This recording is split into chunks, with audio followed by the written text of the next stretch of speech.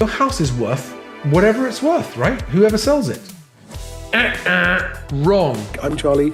Welcome to Moving Home with Charlie, and thank you for coming. Charlie Lambdin grew up in Sussex, is the founder of Best Agent and presenter of Moving Home with Charlie. If you want to find one of these guys, look out for those compassionate professionals. All estate agents are not the same.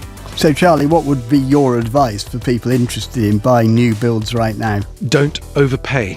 Do buy, but don't overpay. That's why I say disregard the guff. Read into the numbers and look, and it's buried. The bad news is buried in the small print, okay? Good evening, everyone. Welcome to the Property Press Awards. They may or may not be telling the truth, but you should form your own view. Get out and view, get out and view, get out and view. You cannot be in a position to make offers and have the offers accepted if you're not viewing. Just be out there viewing. Pay attention to the back of the class. If you've not been watching my videos, I did one just a couple of days ago. Disregard the guff, guys.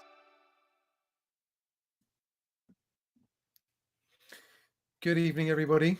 Welcome to another live stream with me, Charlie Lambdin. This is Moving Home with Charlie. And this evening, I'm going to be talking about the fact that I think a lot more sellers are going to be thinking about selling, and a lot more properties going to be coming on the market in the coming months, and what that's going to mean for prices. So, and I think it's handy if you're a buyer to have an idea about this as well, because it might help you with your timescales. So this evening is talking about sellers, and I'm also going to have a quick update on the market as well, because I think it's relevant to the sellers. But I wanted to begin with a quick announcement. Now, as a lot of you know, in the first few months, I was replying to all your private messages, and I've become, basically, as the channel has grown, I've become completely overwhelmed with a backlog of unopened private messages that it's just become physically impossible to answer. And I've been racking my brains about, excuse me, how to deal with that situation. And at the same time, on a regular basis, I'm getting people sending me requests for paid consultations, which up until now I've said no. I haven't really found a comfortable way to do that.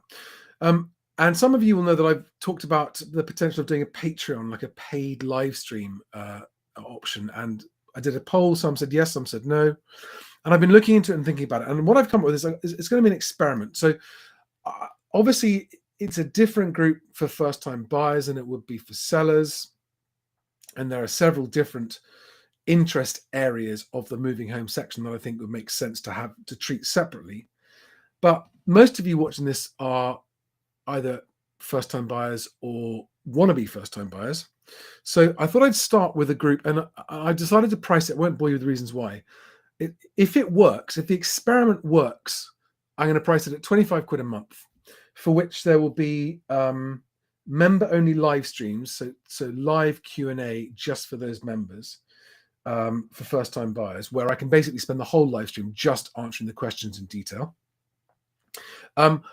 If you are a member, your private messages will get answered. That's a commitment. So if you have private messages, they will be answered by me. And you'll also get early access to housing market data videos that I do about best agent data and that kind of thing. But for the experiment, and for anyone who joins during the course of this live stream, I'm going to do it for £10 a month. And it's obviously quit anytime.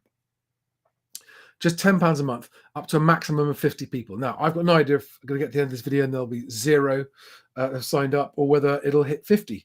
But I won't do more than 50. I want to keep it just niche to start with and make sure it's a constructive and helpful group of early adopters. And doing it at £10 rather than £25 is also recognition of the fact that it's going to be a bit shaky to start with, as I get it right and figure out what you guys want more of, what you want less of, what I'm able to do, etc. So if you like the idea of having a bit more direct access to me, live Q&A is just for first-time buyers, only for those group members. Your private messages answered, and early access to some videos. Then there's a link in the description below this video on YouTube. I'm using something called, it's not Patreon. I had a feeling about not using Patreon. I found something much better called buymeacoffee.com. It looks much easier to use than Patreon, much quicker, much more flexible.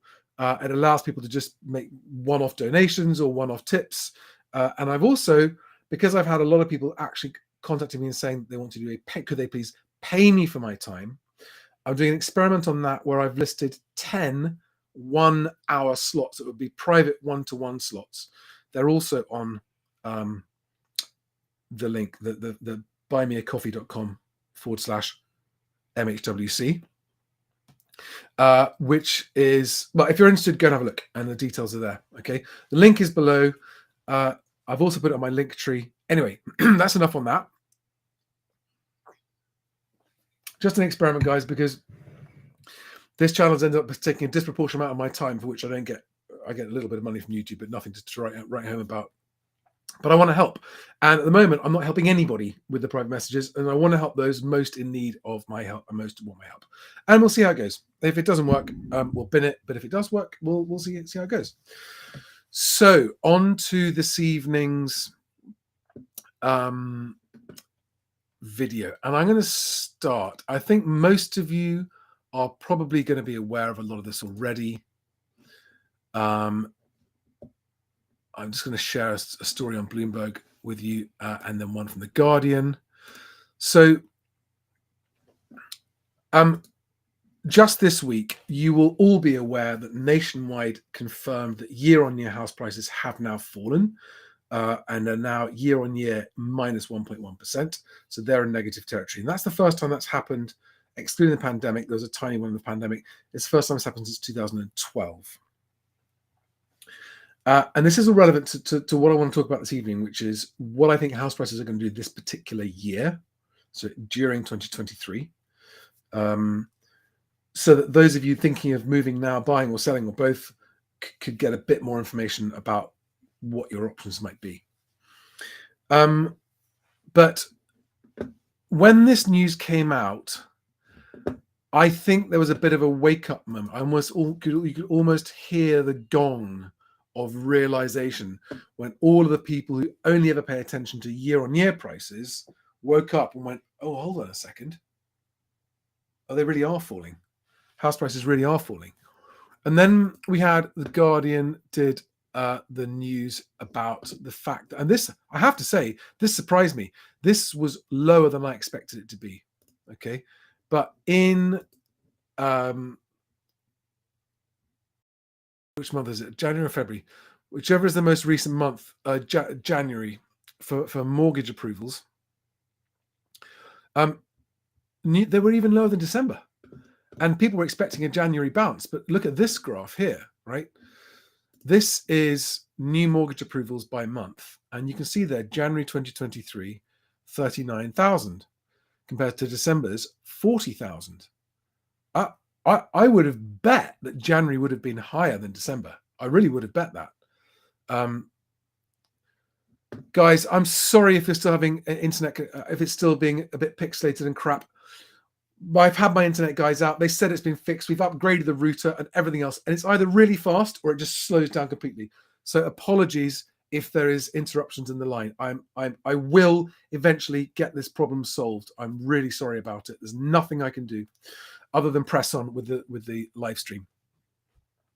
So, I mean, that's genuinely a surprise to me that January's mortgages were lower than December's. I honestly thought January would be busier than that. Now, I know that in my last few videos, I've got quite ranty, and a couple of you commented about, oh, I wonder if Charlie's okay. He's getting quite ranty. I've got a bit of it out of my system now. I actually think that the year-on-year house price growth going negative clearly made a lot of people actually stop and pay attention and take notice. And I think there is general awareness now that we are in a falling house price scenario. And so I don't know if I did anything to help create awareness of that or not, but the awareness is rising, and the stories are now everywhere. And I think all estate agents, it's not all, because I've seen examples of some that aren't doing this, but most estate agents are now being a bit more realistic. Estate agents themselves are staring down the barrel of a gun into the abyss because transaction volumes are dropping sharply, which is much more serious for them than prices falling. But when prices fall as well, it means that their fee income drops as well. So there is, I think, a 50% reduction in income for the estate agency industry as a whole Not lettings. Lettings is going to do okay, but for sales, they're looking at a 50% drop on last year. And that means a lot of job losses. And it's just worth remembering when you're dealing with people working in that industry, there are a lot of very, very worried people. There are going to be job losses. I mean, we've seen the country's biggest estate agency, Connells, reporting a 39% fall in its profits for last year. We've seen the truth that transactions actually dropped last year more than expected. And house prices are now falling, which also brings down estate agents' income. So I don't think anybody should take any pleasure in the prospect of anyone losing their jobs. And it's worth bearing in mind when you're dealing with estate agents that there are some very, very worried ones. This is relevant to sellers. I'll come on to that in a minute as well. To those of you who saw my Purple Bricks unedited rant sitting in the car, I hope you enjoyed that. I could have gone on longer. I held back. I went over the time limit I was supposed to have. But Purple Bricks, I mean, I was horrified to read that the original founders of Purple Bricks, who remind me so much of Del and Rodney from Only Fools and Horses, nice blokes, but just have a go chancers who got lucky and really did get lucky, are thinking about, apparently according to newspaper reports, thinking about getting back in. Spare us, please spare us. I just hope they don't. And I also did a I'll show you actually. Give me 1 second to put it up. I did a poll on Twitter today about whether or not I should do a reaction to Phil Spencer's latest housing market update video. Because it was full of such unadulterated guff that I just couldn't bear to see it out there. Phil's got an audience that trusts him, and I did the. I've nearly got it. Give me one moment. Where is it? Here it is. Okay. Let's share this so you can see this. In case you haven't seen this on Twitter, this is quite fun. So I'm torn over doing a reaction to Phil Spencer's latest guff-filled video with people from Rightmove and his agency association sponsors. I like Phil. I do. He is a legitimate expert on properties themselves, but he's not an expert on the market. So do I disregard his guff or do I shine a light on it? And those are the results, 67%. But when I went and looked at the comments underneath his video on YouTube this evening, I was relieved to see that nobody was buying it. And the comments were just full of everyone saying, what a load of guff. Someone even put in there, disregard the guff. I was very happy to see it. But I don't think many people watching it are actually taking it seriously. And if there are people watching it with an open mind, when they read those comments below, they're not going to worry. So I won't be doing a reaction to that video. I have no interest in directly taking people's stuff down. I like to challenge different opinions and that kind of stuff, but I've got nothing against Phil personally. He's a nice guy, and he's obviously a very, very successful guy. And I wouldn't criticize him lightly, but I do worry that he is just peddling his sponsor's message, and his sponsor is an association of estate agents. And at the end of that video, the guy who I know him, he's the head of the NAEA, or Property Markets it's called now. And his forecast on for the year was he couldn't pin him down, but it was just like, yeah, it's going to be okay. He's not worried. He said, not worried. I don't understand the strategy of blind hope being a strategy. I don't get that. Anyway, so having said, I think they recorded that before the year-on-year house price data came out. I think they might have recorded it slightly differently had they seen that data. But who knows? Who knows? How is everybody this evening? Let me say hello to those of you who are here saying hello. David McKenzie, Chelsea Clements, Jackie Carvey, XR2828, Regina. Hi, Regina. Michelle, Jimmy Davis.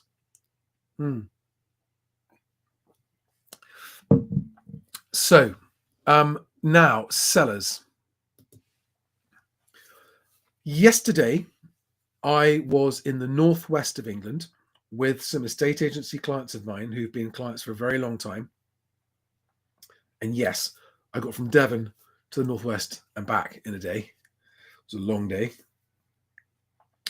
And I was having a really in-depth conversation with them about the market. And it's definitely true to say that the northwest, in terms of as a region, is experiencing less house price falls so far.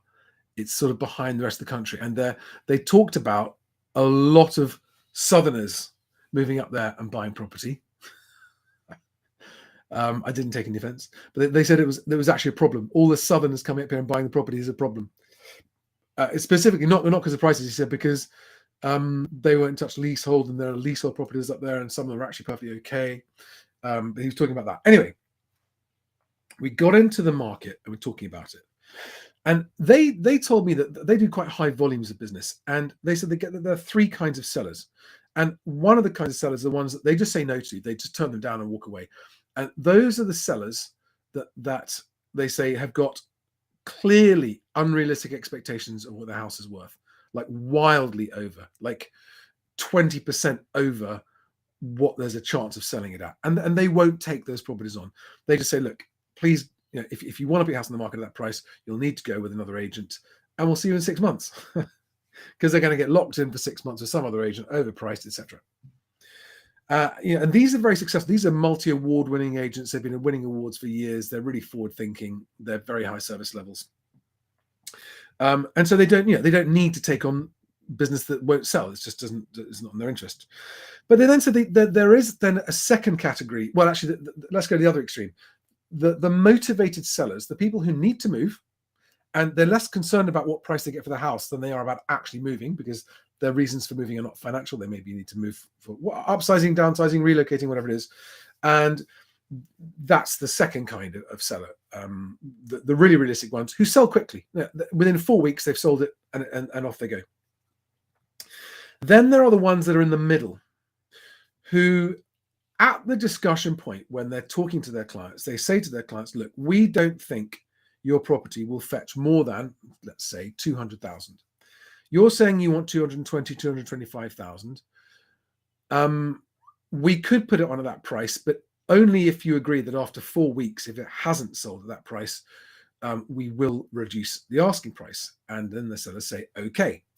And they said, and then what happens with some of those guys get to 4 weeks in, they haven't had any offers, so they reduce the price, and so the process goes. Eventually, they sell, probably for less money than they would have sold if they priced it sensibly to begin with. But they just say, look, we have to go along with these sellers who just, I really want to just try it at that price and see, even though all of the science and the maths and stats shows that just putting a high asking price doesn't mean you'll get it ever.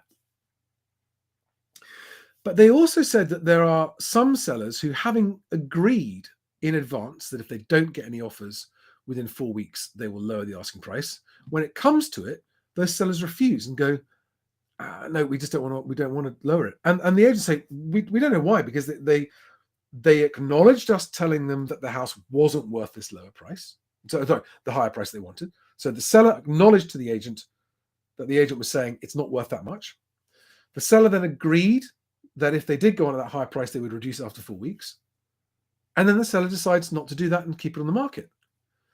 And they're very frustrated with those kind of sellers because they're just a waste of time. But they say it's very difficult for them to tell which ones are going to be which. They can never sort of predict which ones are going to be okay to drop the price. But the point is, they never go in overvaluing and saying, hey, we'll get you this great high price. They always go in more realistic because it's just better business for them. But as buyers, it's worth understanding that when you're bidding on a property that you like, you never know which of those three categories the seller is going to be in.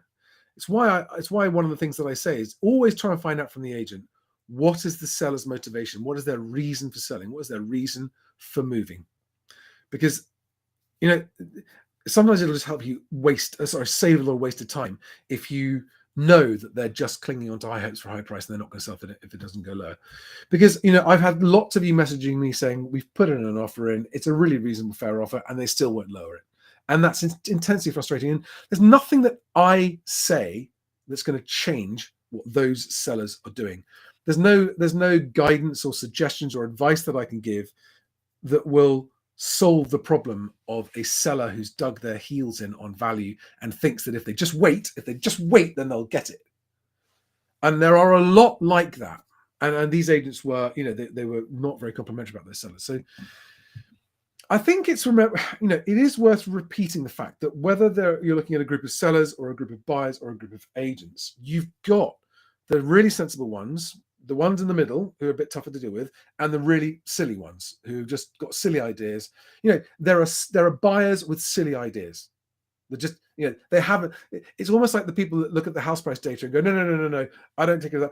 I've just made up my mind and I'm sticking to my mind, and they get an idea in their head and they stick to it, and that's it. Even though all the evidence goes against them, there are buyers like that, and those buyers are very, very frustrating for agents to deal with, and also very frustrating for sellers to deal with.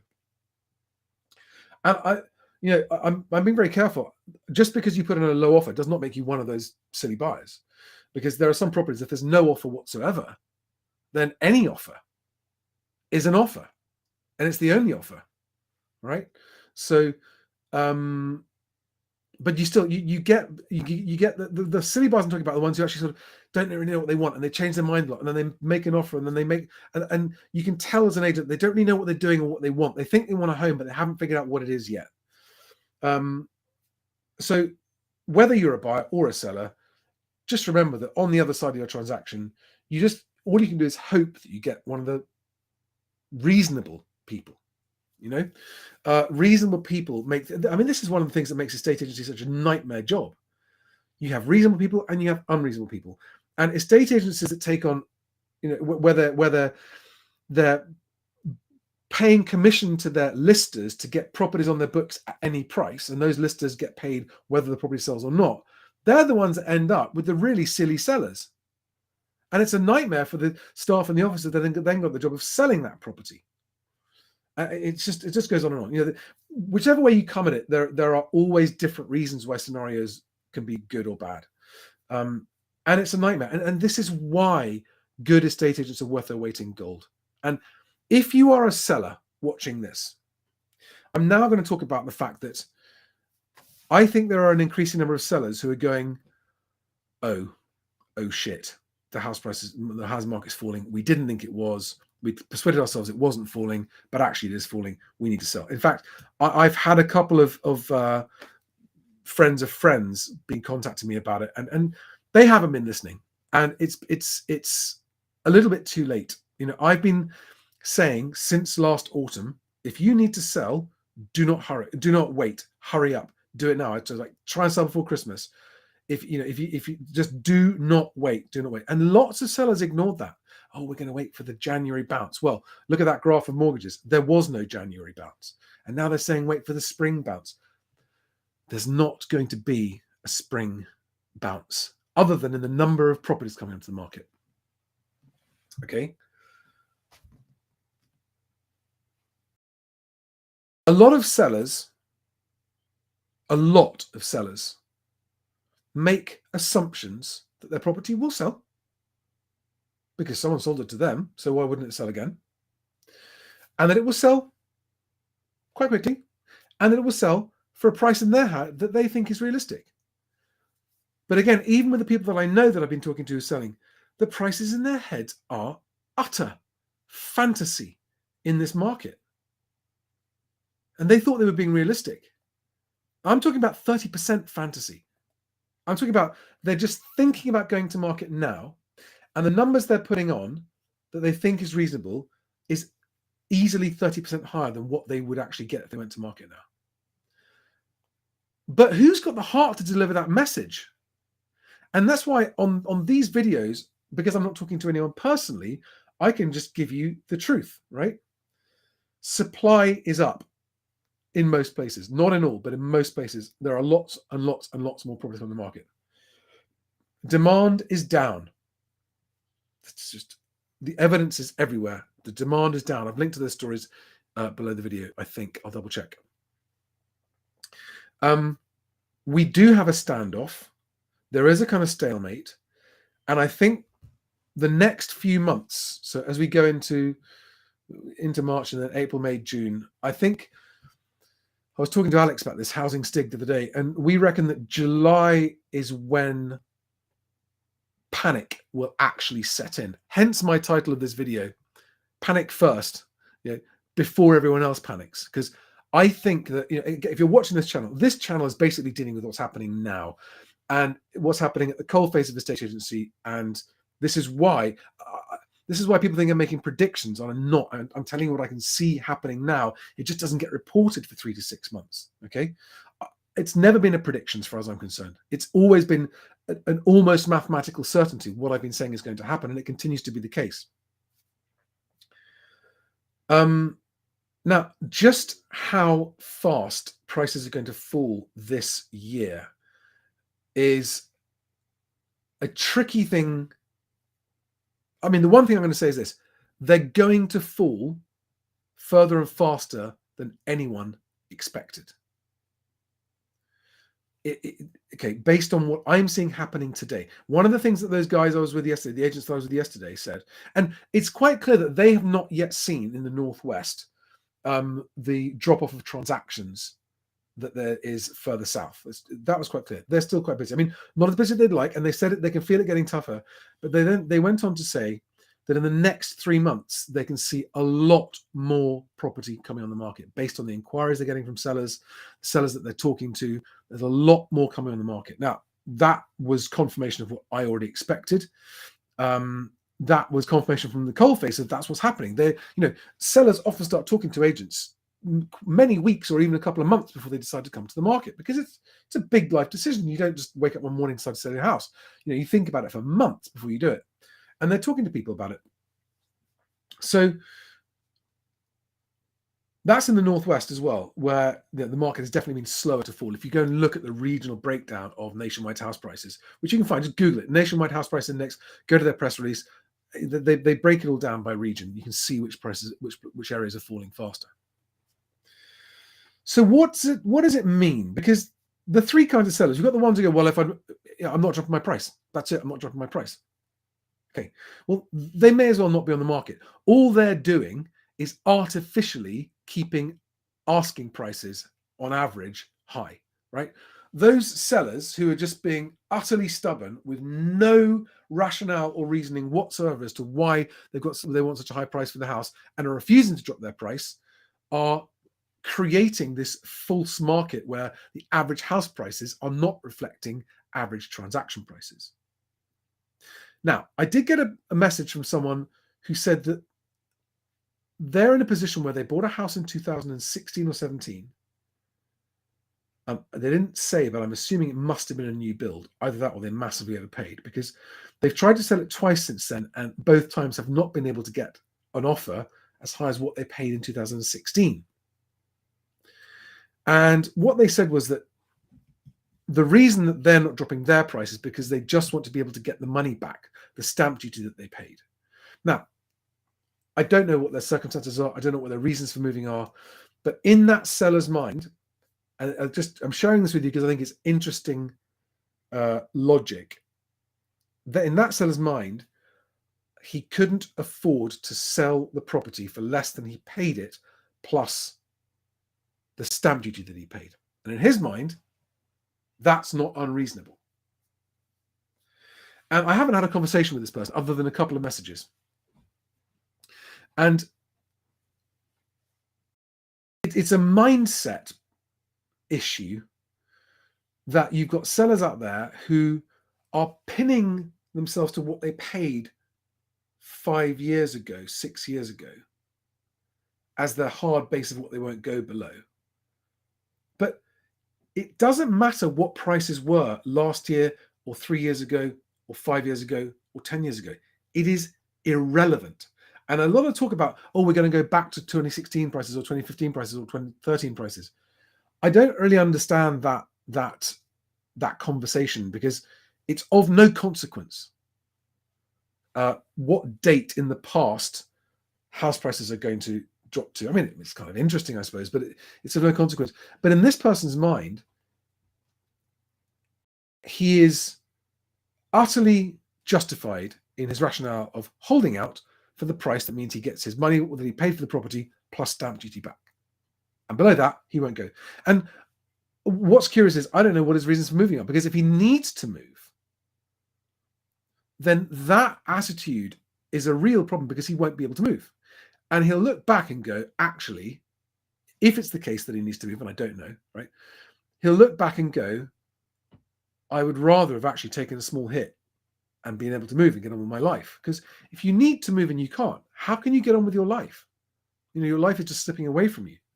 And it's the same going for buyers who who are trying to get this absolute bargain basement price on something. If you just need a home and you need to move on with your life and you can afford it, sometimes it's worth paying what I call the certainty premium, provided it doesn't put you at risk of negative equity. To just get on with your life, have the move done, have the uncertainty behind you, get into your new home. And it's the same for sellers. Sometimes it makes more sense to just take the hit on price and move on with your life. Now, if you only hear one thing from me in this whole video as a seller, it's this: that unless you have got a unicorn property, and there are always unicorn properties that anecdotally buck this trend, but if you've got a mainstream, normal property that is not really weird and unusual and everything else, but just a fairly regular kind of property, prices are falling. They are falling faster now. I think that when the results come out for the transactions being agreed in March 2023, you'll see that prices were falling at the steepest level of the last 6-9 months, right? They may yet go steeper in the second half of this year. I don't know. There are some very big unknowns about how many people with mortgages coming to the end of their fixed rate are going to be forced to sell or not, and whether those people are going to sell or whether they're going to rent their house out. That's something that no one knows. I don't know that, So there are these uncertainties, but what is mathematically verifiable is that there is 60% more stock on the market today than there was a year ago. Right, this is by Zoopla and Rightmove's own admission. 50% Rightmove, 60% Zoopla. It is also mathematically verifiable that the number of buyers registering is down. Demand is down on last year. Okay, so the supply and demand equation is pushing prices down. It is very likely that the trend of properties coming onto the market is going to increase, putting further downward pressure on prices. It is very likely that when that is seen to happen, buyers are going to want to just wait for these steep falls to finish. I don't necessarily think that's a good idea. I think that if you can get a really good price, you don't have to wait for the bottom. Get a good price and get on with your life. You actually get a head start on everyone else that's waiting. But a lot of buyers will do that because a lot of buyers make the mistake of thinking that it's only about the money and it's just all that matters is the cost of the move rather than the move itself. And the forced sellers that must sell are going to be accepting painfully low offers, painfully large discounts on their asking price if they must sell by the autumn of this year.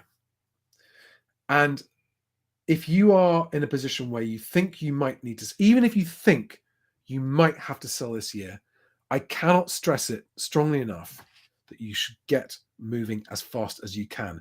But you should also follow the following advice.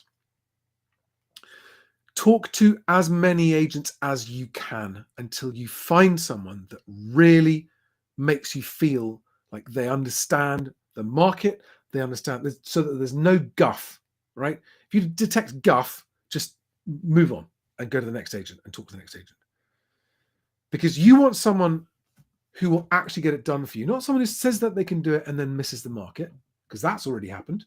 I mean, how many of you have seen properties going to the market and prices dropping with agents who said that they would get, there have been good agents caught out by what's happened in the last few months. Okay. So if selling is a must, do not risk becoming one of the majority of sellers that is overly optimistic, goes, oh, well, I've accepted that the housing prices are coming down. Yeah, so I'm being really realistic with my price. I've taken this much off, but actually you're still not being realistic enough. That's what most sellers will do.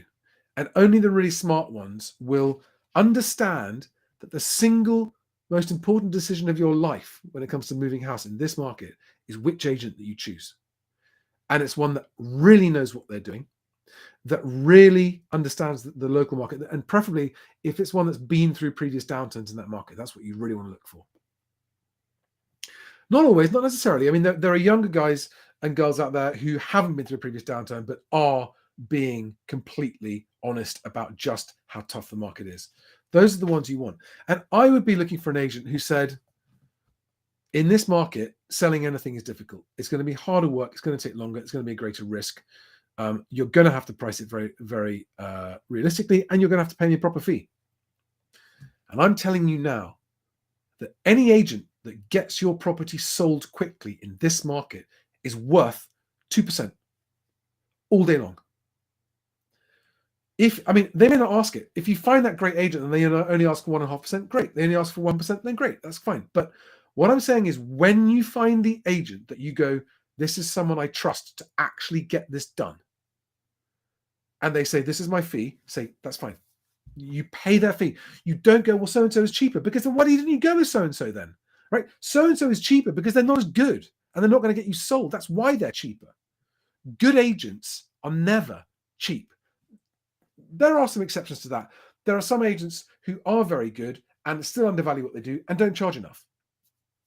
And they're overworked and they're under-resourced. I've met agents like this. They're brilliant, but they try and do everything themselves when they should actually hire an assistant to just do some of the legwork for them, and they'd actually get more done, get more properties sold, and give their clients better service. But they just do it all themselves, which is great for the customers, but they are run ragged. They don't get any time themselves. Their mental health is in tatters, and it doesn't make sense. So you want an agent that's good enough to have the confidence to say, this is what I charge because I'm going to get you sold and other people won't. All right. Don't sign a tie-in with anybody, especially in this market. Do not sign a tie-in. Okay. So 3 things. If you're a seller and you think you might need to move this year, move fast now, because the sellers who move the first will suffer the least. Number 2, treat your choice of agent like your future depends on it, because it does. And then number 3, price it. Just be really ruthless with your pricing. You won't sell it cheap, because if you price it right, you'll get competing bidders and it will sell quickly. All right. And pay the agent's fee. Now, to those of you who want to try it, so Best Agent, we have a facility called Find Your Agent. Try it out. We are having a bit of an issue with not enough agents responding, actually, because it's a video message. If you do use it, by the way, there's an option to record a private video message that goes to the agents explaining your situation. And if you do that, you will massively improve the chance of the right agent coming back to you. So if you don't know who you want to use and you want to get an invitation out to your 20 nearest agents, it doesn't give them your contact details. It just invites them to respond to your message, and it comes to you through Best Agent. So they can't call you, they can't email you, they don't get your full address. They're just invited to respond to you. If you put a video message in with your invitation, you'll be much more likely to get responses from the good agents. And the reason not more of them are responding is because agents get bombarded with all kinds of leads that they don't think are any good, and the sellers don't trust them. But the ones that are finding, basically, we're helping sellers find better agents and get better outcomes. That's what we've been doing for a couple of years now. So do we have questions on this from sellers? I'm specifically looking for seller questions. Also, for those of you who've joined since we began, I'm really curious to know if anyone has signed up to my first membership group, the £10 a month. So for anyone who joins during this live stream, up to a maximum of 50 people, I'm doing an experimental paid subscriber group for first-time buyers only, who will have access to private member only, not private, so there'll be a group, but member only live stream Q&As for first-time buyers. I will respond to your private messages if you're a member of this group. If you've got questions you want to send me about your move, I'll respond to all of them. And you'll get early access to the Best Agent data videos that I'm putting out. Now, if that experiment works, that is something that I will be charging 25 quid a month membership for. You quit anytime, of course. But because it's an experiment, I'm doing it for £10 a month for the first 50 people who join. I'm really dying to go and have a look and see if anyone's joined, but I'm just going to hold off and see to the end. And maybe it's going to be tumbleweed. Maybe no one wants to help, but we'll see. Do we have any questions from sellers? Yeah, new builds, bricklayer friends being let go.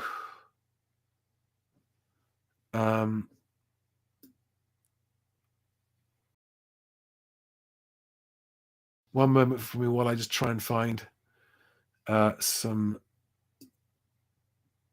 Oh, okay. CYDY1 on YouTube, who I know is an agent. I'm right, aren't you? You're an agent. You had a seller that has to sell by May because their mortgage is increasing, and they trusted you. They did a structured 3-weekly reduction, sold after the third reduction. He's delighted, has then got a great price on what he bought. Cool. That's the other thing, sellers. Don't forget, you're going to get better prices on what you're buying as well.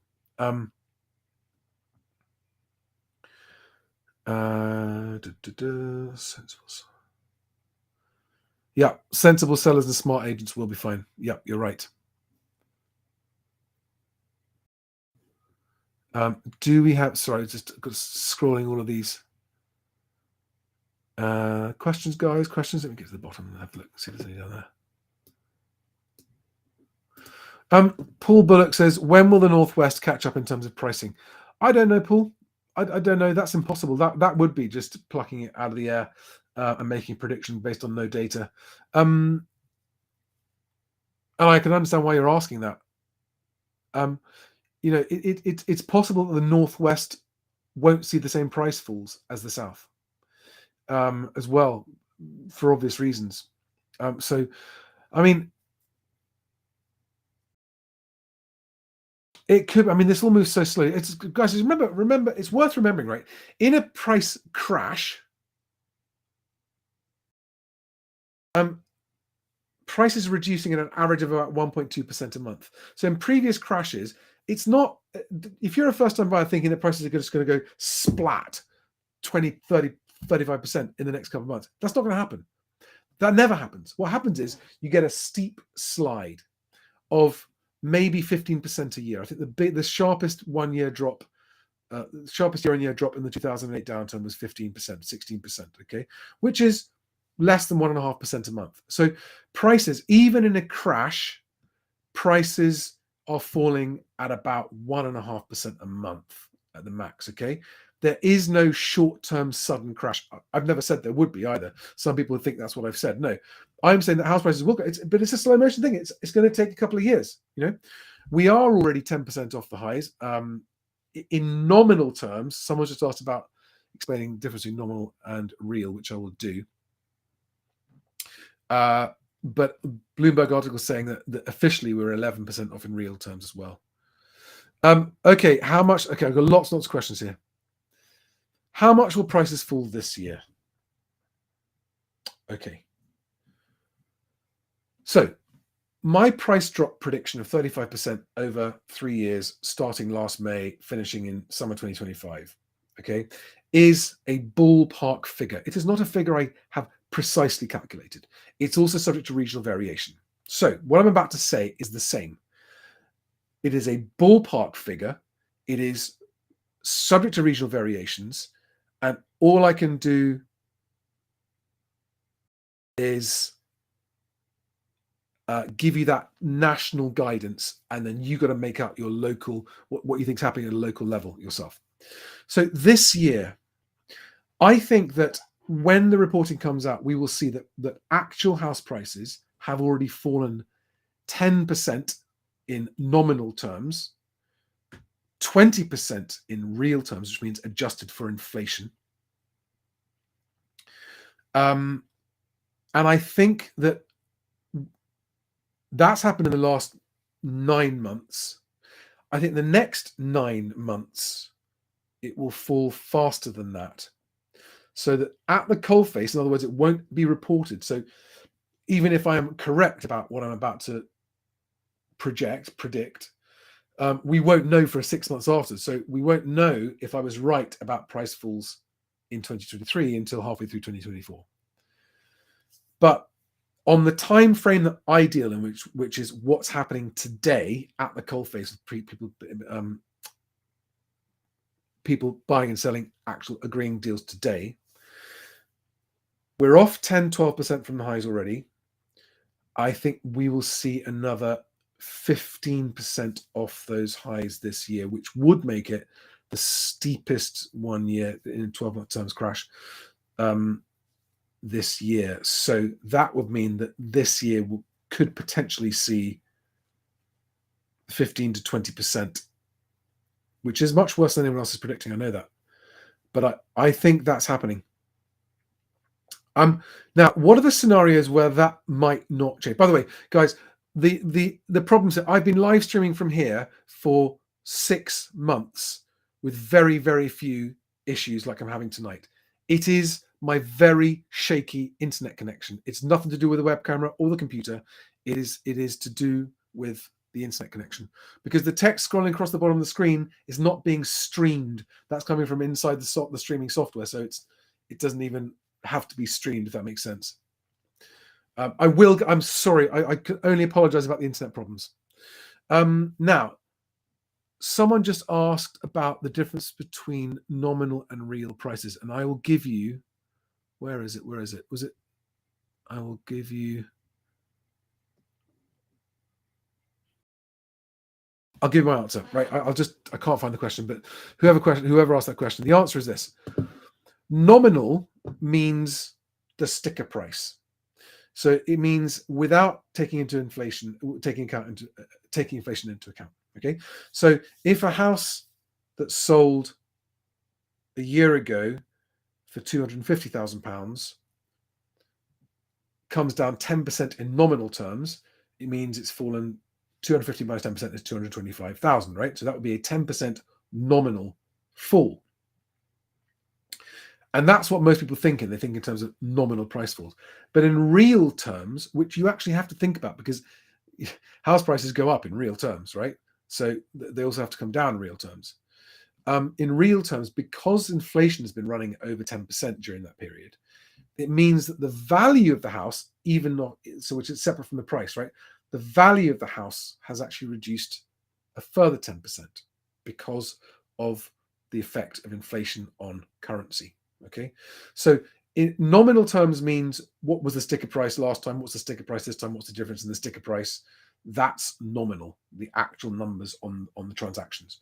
In real terms, it is adjusted for inflation, so you have to apply some mathematics to it, and you then work out that actually in real terms it's a bigger drop.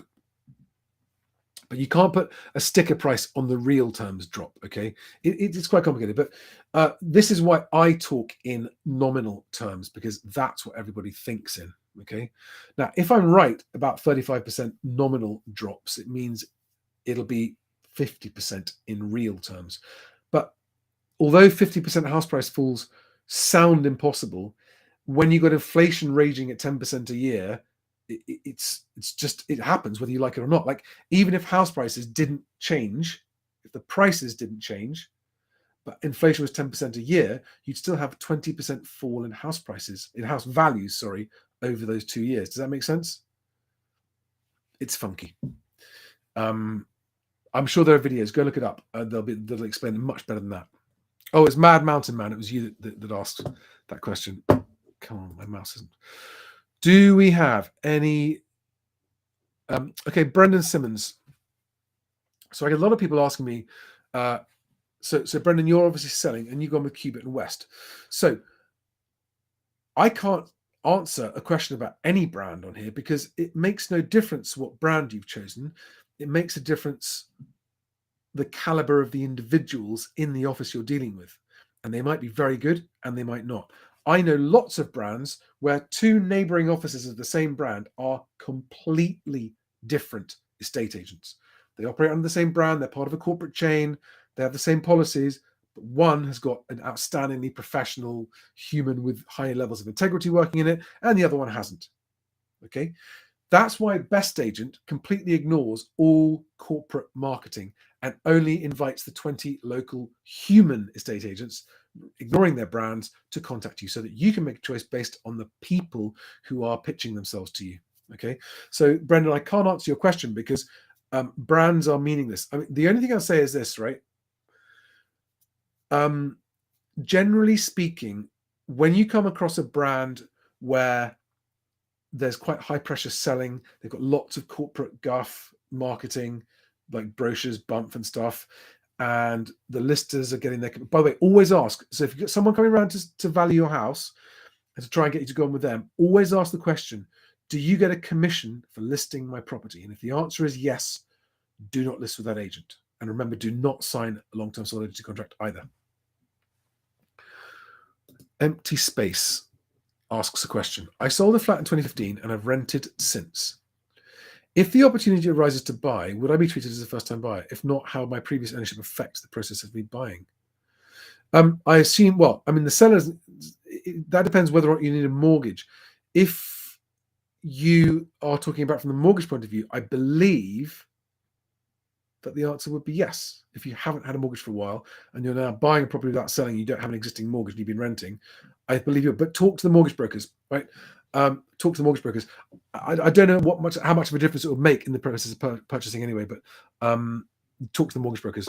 And guys, my mortgage brokers are fantastic. If you haven't got a mortgage broker you want to talk to and you want to talk to someone that you trust or that I trust, you need to go to mhwc.co.uk/mortgage.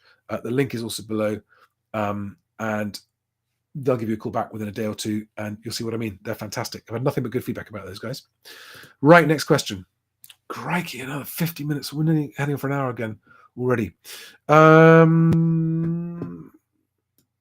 So Nick Jones, did I answer your question? How much will prices fall this year? I think it's going to be about 15 to 20%. It'll vary. And there are timing delays. And there are a few unknowns about how many people are going to sell versus how many are going to maybe just rent out and not sell. I mean, there are still landlords selling up in droves. And I have to say, if I was a landlord, I would be too, because I think that the rental market is going to suffer as well because of the economy.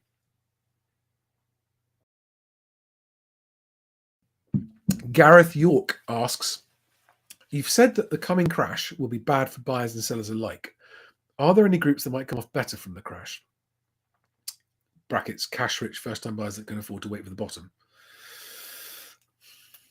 It's a tricky one to answer that, Gareth, because it depends, better off financially, perhaps, better off in terms of quality of life if you're squeezed in with the in-laws, not enjoying your life, but saving lots of money. Arguably not. I think that question comes from a place of where you're just considering the price of it.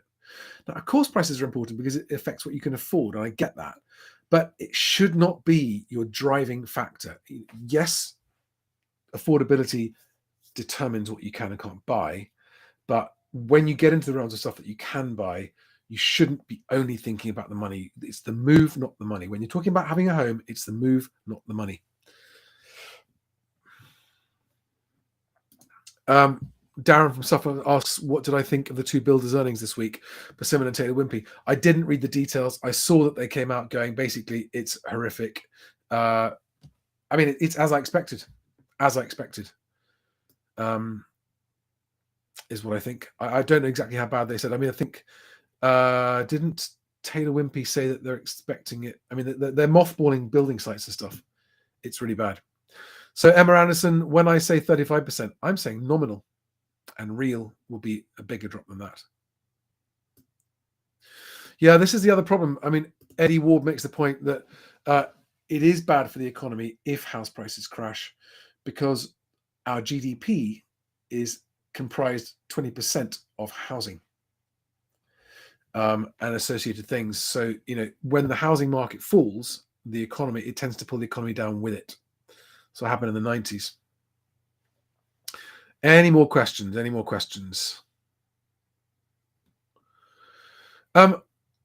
Choosing property lawyers is as important as choosing an estate agent. I just don't have the same experience in dealing with property lawyers as I have an agent, so I can't offer quite as much insight on that.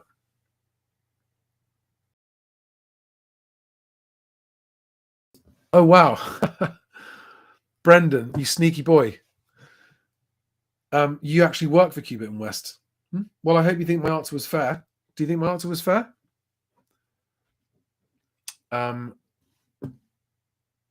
See, you haven't got to worry. When you tell the truth, you never have to worry. How many years until we recover?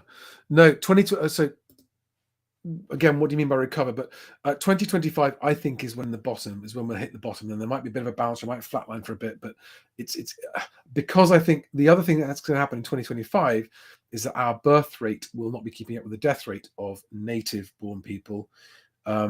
Their population will still be increasing from immigration, but not as much. So the demand for houses will start to fall, especially the bigger houses. It will start to fall. Yeah, there are. I've seen today there are rumours of government making changes to stamp duty and second homes and that sort of thing. They won't want to slow down transactions, but they will want to try and. I can see them. I can see them penalising more expensive stuff and second homes in the budget. Whether or not, I mean, I've seen some people asking the question about will they reinstate mortgage interest relief. I don't have an opinion on that. Be interesting to see if they do. That would help. That would help affordability slightly, but probably for the wrong people.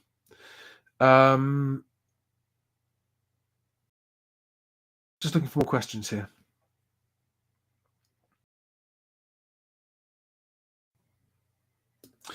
Nereus Linoskos says on real versus nominal, I think the real house price metric is somewhat wrong and should not be taken into account for property. Inflation goes up and bump interest rates, which directly affects affordability. Yeah, I agree. I mean, that's why I talk in real terms.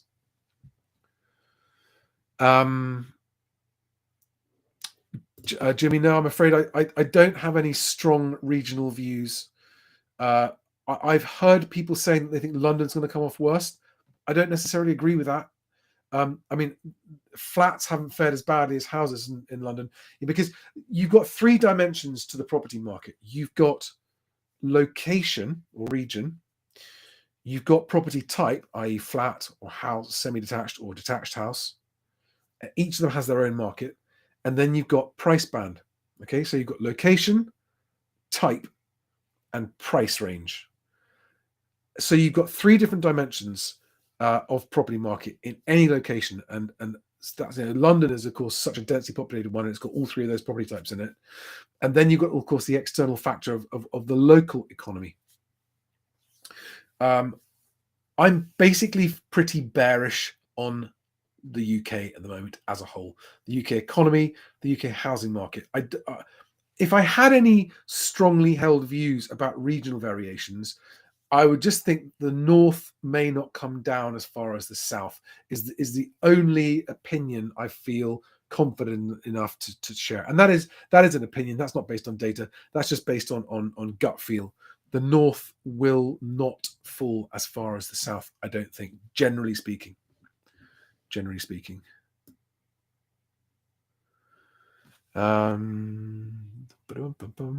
Yes, alcohol free, guys.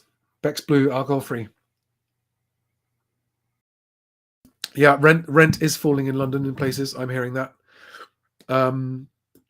Empty space, you're welcome. Oh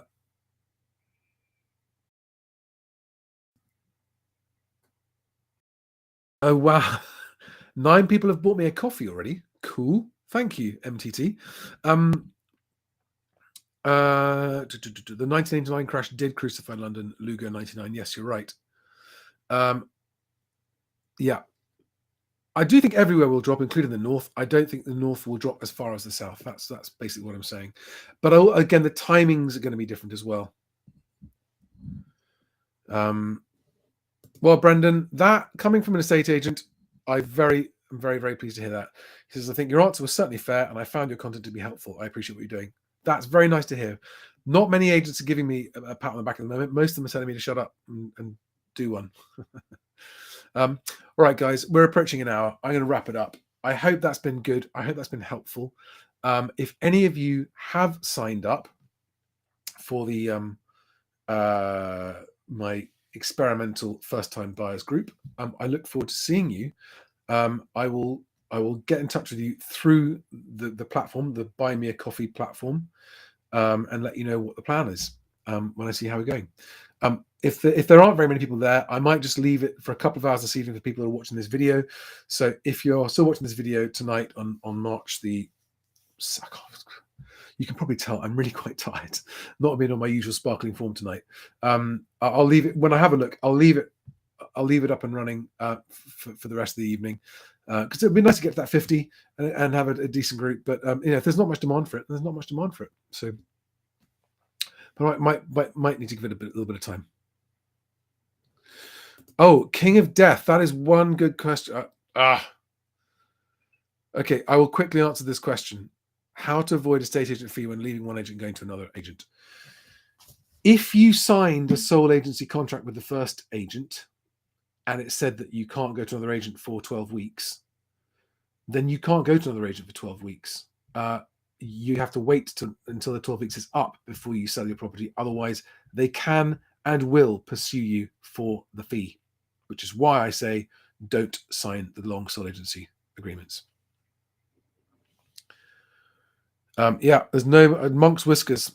Absolutely right. As Truss found out, there is no money left for props. Computer said no. I don't think the government is going to be borrowing lots of money to prop the housing market up again. Not anytime soon.